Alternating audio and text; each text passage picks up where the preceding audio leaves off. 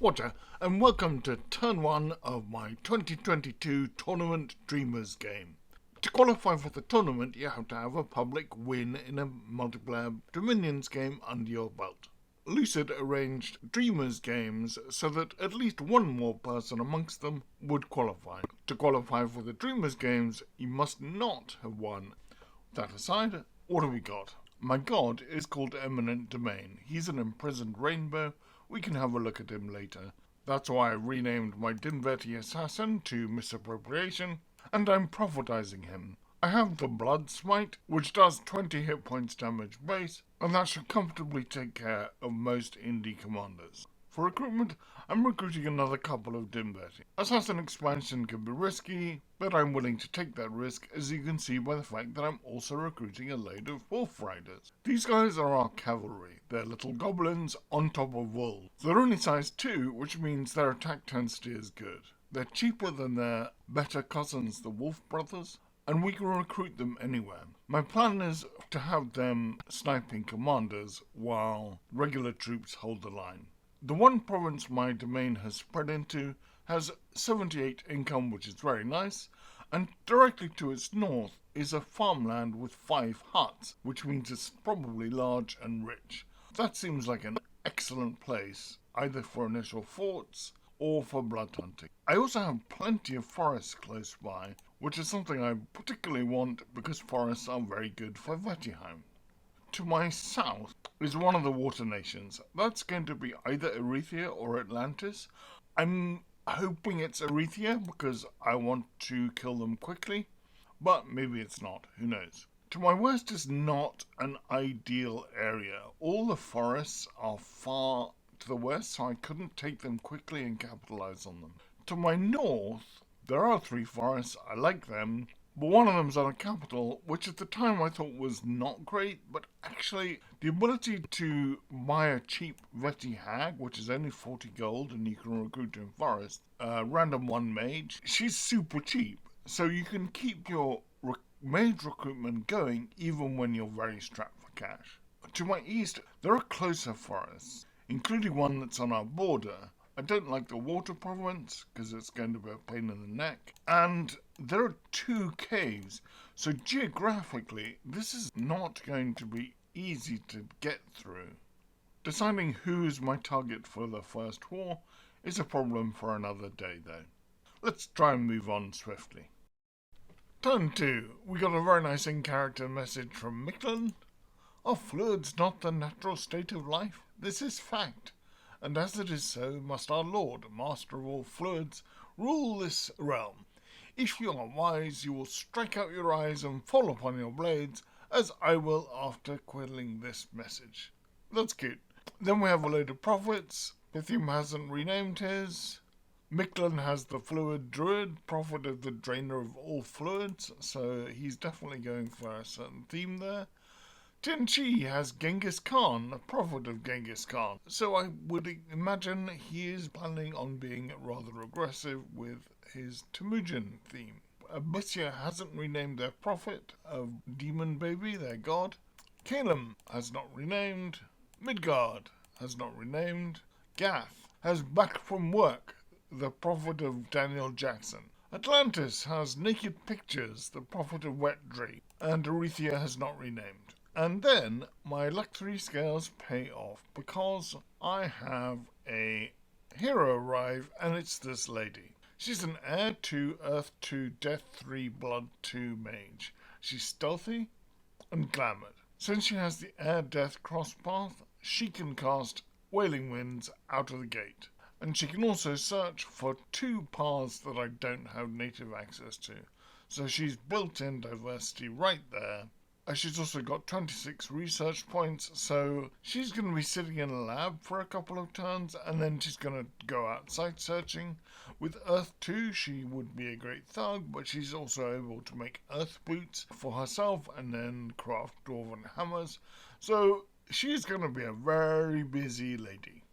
For expansion, I could go for the money. To my west is a plains that's worth 51 gold. To my right is a valuable plains.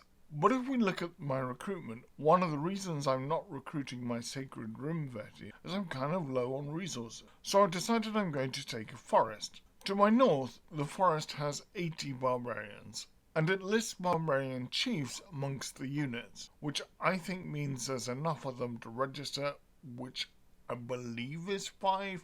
Anyway, there's loads of them. I don't want to run my starting army with a few wolf riders into them. Instead, I'm going to go after some militia and archers because I'm pretty sure I can handily take that. I don't know how much income is in either province, but I want them. I am, however, sending my assassins, including my prophet, to the barbarians to the north. My prophet should certainly be able to kill a barbarian chief. I don't know how well the other 2 assassins will do, but I think it's worth the risk. I want that province. I don't have enough wolf riders to swarm it and take out the leadership from the front, so stabbing at night seems to be the best way to do it. The cave to my south has Bakamilishos and Koonis. I'm not in a hurry to go and take my goblin cousins, especially in a cave because caves are dark, and I don't have spirit vision on my bless. My expansion strategy is in the opposite direction to the very rich farmland, but I don't think that can be helped. This turn I'm recruiting another assassin, a mundane commander, and a bunch more wolf riders. I still don't know who my neighbours are. I could have looked at the map file and figured it out, but I didn't, and it remains a mystery.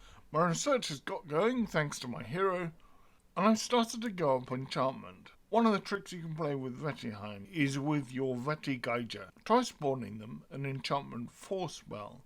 Only costs 5 death gems because they're size 1. They all have nature, so if you then transform them, which is an alteration 6 spell, they can't decrease in size, and you might get a size 6. If they die, they come back as a size 6 white mage, which is huge. They also have a chance on transformation to diversify you into magic paths that you don't natively have. So it's a good strategy, but it's a long way off right now. Let's see how this expansion goes. In turn 3, we have a message from Tenji. He who blind expands turn 1 tricks himself and the enemy. Sun Tzu, ancient Tenji general. I'm amused. Phlegro made a prophet, but did not rename him. We have a battle, our first expansion, and our unexpected event gives us a little gold and a handful of gems. Luck 3 is working out for us well so far. So let's have a look at our expansion battle. My wolf riders just run forward, followed slowly by everybody else. They kill the militia, but they just seem to be running forward. They win the battle, but as I look at it now, this seems problematic. So let's have a look at the script and why they're doing that. They're all in the same party as my Veti infantry and had them on attack closest, because I didn't want to take the morale penalty for having a third group. My troops don't have great morale, and I imagine that's what I was thinking. One of the good things about next turn is that I do have a group of wolf riders who are set to attack rear. I think I should also have had them on hold an attack closest and hold an attack rear, because that allows the infantry to advance and leave the commanders behind where they can be more easily sniped. It worked, and we only lost 1 wolf rider, so I'm content. I'm again recruiting a load of wolf riders, an assassin, and a commander. One of the reasons I'm not currently recruiting Rim Veti is that I can't use them, because it's summer and they have cold power. They'll die, and I don't want to take attrition on high value units. I want to keep expanding, and that means I've got to do it with something else.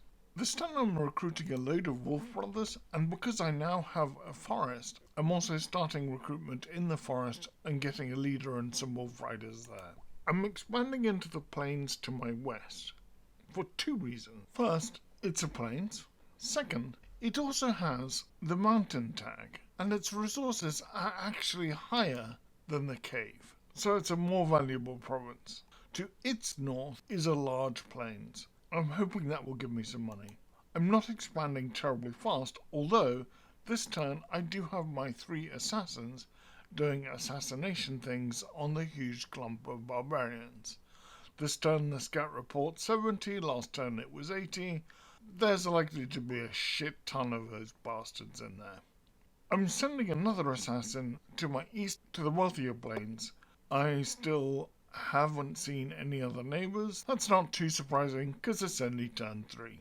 For research, I'll complete Enchantment 2 this month. Although I said I was going for twice spawn, that is a ways off. And before I get there, I'm also queuing up Alteration 3 as a target, because all of my Veti guys can cast Moss Body, a great point buff for my Rim Veti. That's it for now. Thanks for watching. Cheerio.